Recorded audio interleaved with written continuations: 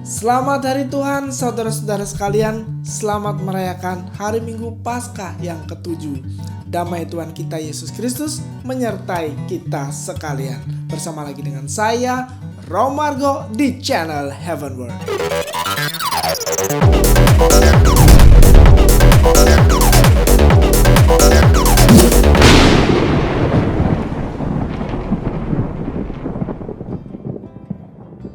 Saudara-saudaraku yang terkasih, mari kita awali renungan kita pada hari ini dengan bacaan Injil.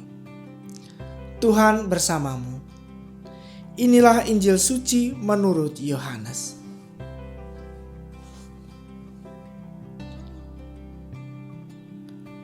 Dalam perjamuan malam terakhir, Yesus menengadah ke langit dan berdoa, "Bapa, telah tiba saatnya.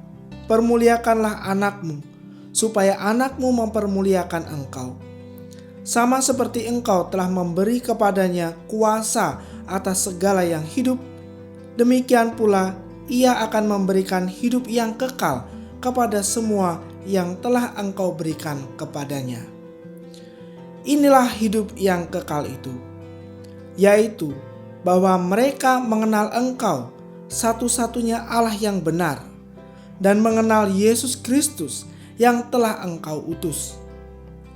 Aku telah mempermuliakan engkau di bumi dengan jalan menyelesaikan pekerjaan yang engkau berikan kepadaku untuk kulakukan. Oleh sebab itu ya Bapa, permuliakanlah aku padamu sendiri dengan kemuliaan yang kumiliki di hadiratmu sebelum dunia ada. Aku telah menyatakan namamu kepada semua orang yang engkau berikan kepadaku dari dunia. Mereka itu milikmu, dan engkau telah memberikan mereka kepadaku, dan mereka telah menuruti firman-Mu. Sekarang mereka tahu bahwa semua yang engkau berikan kepadaku itu berasal daripadamu, sebab segala firman yang engkau sampaikan kepadaku telah kusampaikan kepada mereka, dan mereka telah menerimanya. Mereka tahu benar-benar bahwa aku datang daripadamu, dan mereka percaya bahwa engkaulah yang telah mengutus aku. Aku berdoa untuk mereka, bukan untuk dunia aku berdoa, tetapi untuk mereka yang telah engkau berikan kepadaku, sebab mereka adalah milikmu, dan segala milikmu adalah milikku, dan milikku adalah milikmu. Dan aku telah dipermuliakan di dalam mereka, dan aku tidak lagi ada di dalam dunia, tetapi mereka masih ada di dalam dunia, dan aku datang kepadamu." Demikianlah sabda Tuhan.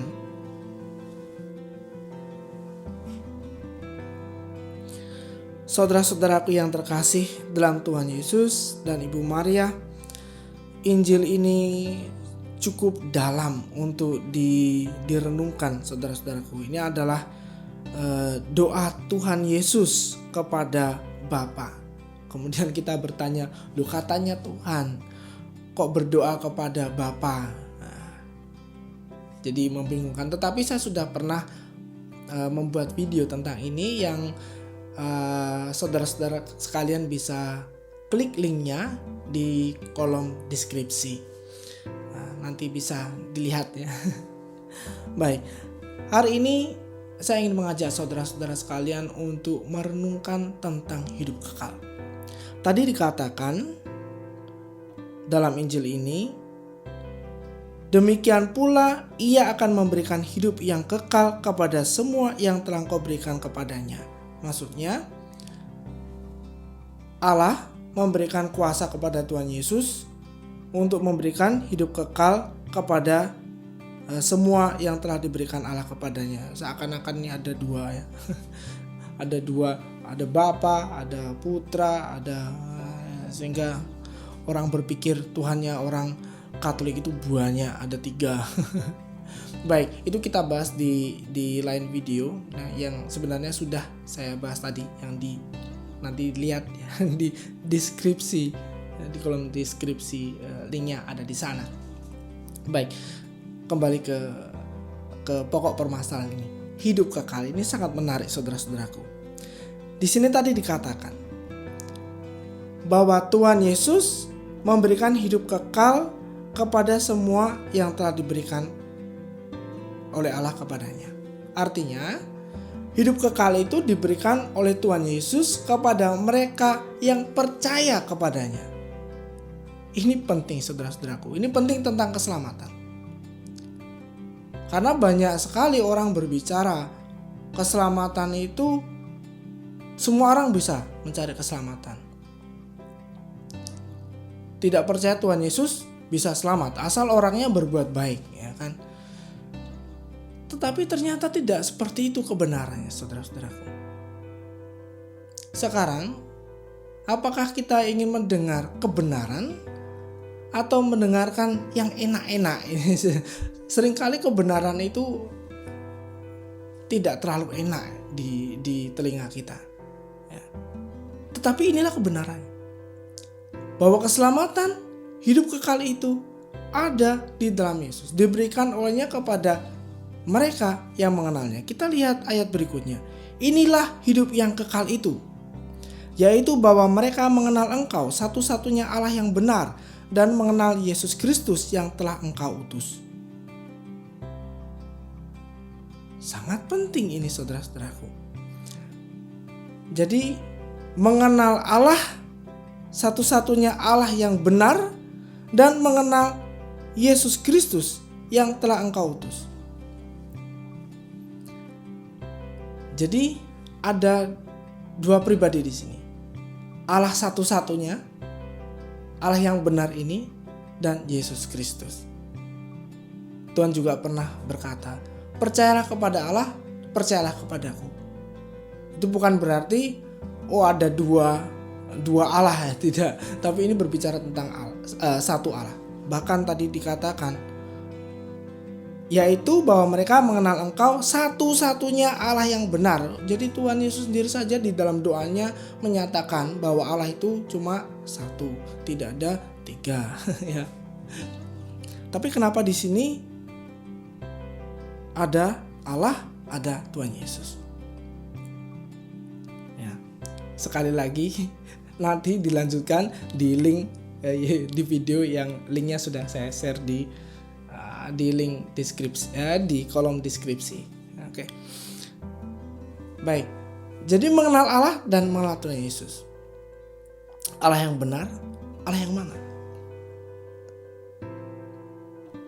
Allah Israel, yang telah menyatakan dirinya kepada Abraham, kepada Ishak, kepada Yakub, kepada Musa, kepada Elia, dan dia sendiri pada akhirnya menjadi manusia, Yesus Kristus. Maka di sini tidak bisa orang mengatakan aku percaya sama Allah, tetapi dia menolak Tuhan Yesus. Tidak bisa, saudara-saudaraku. Karena kalau kita melihat Tuhan Yesus, maka kita melihat Bapa, kita melihat Allah yang tidak kelihatan itu. Bagaimana kita bisa mengatakan aku percaya Allah, tetapi pada saat yang bersamaan aku menolak Tuhan Yesus? Tidak bisa.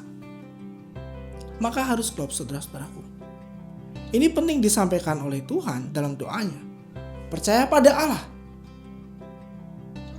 yang mana hukum-hukumnya telah mereka kenal melalui hukum Musa. Kemudian dan mengenal Yesus Kristus, yaitu yang tidak kelihatan tadi, Allah yang tidak kelihatan itu, yang Maha Kuasa itu, yang sekarang menjadi manusia, mereka pun harus mengakuinya. Saudara-saudaraku, tidak bisa menolak Tuhan Yesus, karena adalah satu Allah. Baik, saudara-saudaraku yang terkasih, tentang keselamatan hanya di dalam Tuhan Yesus. Lalu bagaimana dengan mereka yang tidak percaya Tuhan Yesus? Yaitu bukan menjadi tanggung jawab kita, yaitu keputusan masing-masing. Ya. Setiap orang mungkin tahu tentang Tuhan Yesus, tahu tentang Allah. Tetapi yang diminta di sini itu bukan sekedar tahu, saudara-saudaraku, tetapi mengenal. Kata Tuhan, yaitu bahwa mereka mengenal Engkau satu-satunya Allah yang benar dan mengenal Yesus Kristus. Kata kerja mengenal itu lebih dari sekedar mengetahui. Anda mungkin tahu saya, Romargo. Tapi apakah Anda kenal saya? Saya ini sifatnya seperti apa? Orangnya bagaimana? Tidak semua dari Anda kenal saya. Demikian juga bagaimana kita mengenal Tuhan. Kita mungkin tahu. Orang mungkin tahu.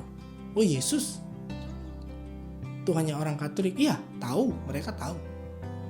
Tetapi apakah mereka mengenal Tuhan? Mengetahui itu sekedar tahu, tetapi mengenal itu lebih dalam, saudara-saudaraku. Ada satu hubungan yang dalam antara pihak-pihak yang saling mengenal tadi. Kalau saya mengenal Tuhan, apa buktinya? Saya mengenal hukum-hukumnya. Dan saya hidup di dalam hukum-hukum Tuhan. Saya mendengarkan pengajarannya. Dan saya mewujudkan pengajarannya di dalam kehidupan saya. Itu artinya mengenal Tuhan. Kalau kita sekedar tahu, mungkin tidak peduli apa yang dia katakan, tidak perlu kita ikuti. Karena saya hanya tahu saja, ya kan? Tidak mengenal. Jadi saudara-saudaraku, ini yang ingin saya sampaikan. Jangan berpikir tentang dunia. Dunia di dalam Injil Yohanes ini adalah merujuk kepada mereka yang tidak percaya kepada Tuhan, mereka yang menolak Tuhan. Kenapa kita memikirkan mereka, pusing untuk mereka? Padahal Tuhan sendiri tidak pusing terhadap mereka. Tuhan memberikan kebebasan, keselamatan tidak untuk dipaksakan, tetapi ditawarkan. Kita punya kebebasan dan Tuhan sangat menghargai kebebasan yang telah Dia anugerahkan kepada kita masing-masing. Tapi harusnya kita menggunakan kebebasan itu untuk sesuatu yang ilahi, sesuatu yang baik, yang untuk membawa kita kepada keselamatan. Dalam Injil tadi Tuhan mengatakan, bukan untuk dunia aku berdoa, tetapi untuk mereka yang telah Engkau berikan kepadaku. Tuhan saja tidak pusing terhadap dunia, mereka yang menolak Dia, mereka yang tidak mau mengenal Tuhan. Lalu kenapa kita harus pusing-pusing? Ya. Tetapi lihat diri kita sendiri. Lihat diri kita sendiri. Sudahkah kita mengikuti Tuhan dengan sungguh-sungguh? Karena Tuhan di sini berdoa. Ya, yang tadi seakan-akan Tuhan berbicara sendiri dengan dirinya. Gimana ini ya kan? Nah, sekali lagi saya ingatkan, lihat nanti videonya di link yang sudah saya share di deskripsi. Tuhan menyatakan kehendaknya di dalam doa-doanya. Jadi Tuhan berdoa itu bukan sembarang. Tuhan berdoa itu untuk mengajar, saudara-saudaraku, mengajarkan kita apa yang menjadi kehendaknya bagi kita semua. Supaya kita mengerti apa yang menjadi isi hati Tuhan. Dan kita sungguh-sungguh hidup sesuai dengan apa yang menjadi kehendak Tuhan, harapan Tuhan bagi kita sendiri. Sungguhkah kita hidup dalam pengenalan akan Dia? Sungguhkah kita yang masih ada di dalam dunia ini mengarahkan hidup kita seutuhnya kepada Dia? Dia telah naik ke surga, memberikan kita tempat di sana. Ya. Jadi kita sudah punya kepastian, saudara-saudaraku. Tapi bagaimana untuk sampai ke sana? Kita diminta untuk berkolaborasi di dalam karya keselamatan untuk kita sendiri. Mau atau tidak? Hidup dalam pengenalan akan Tuhan bukan sekedar tahu, tetapi mengenal, menghidupi segala pengajarannya. Hidup dalam kasih, itulah bukti bahwa kita adalah anak-anak Tuhan yang sungguh mengenal Dia. Tuhan Yesus mengasihi dan memberkati kita semua.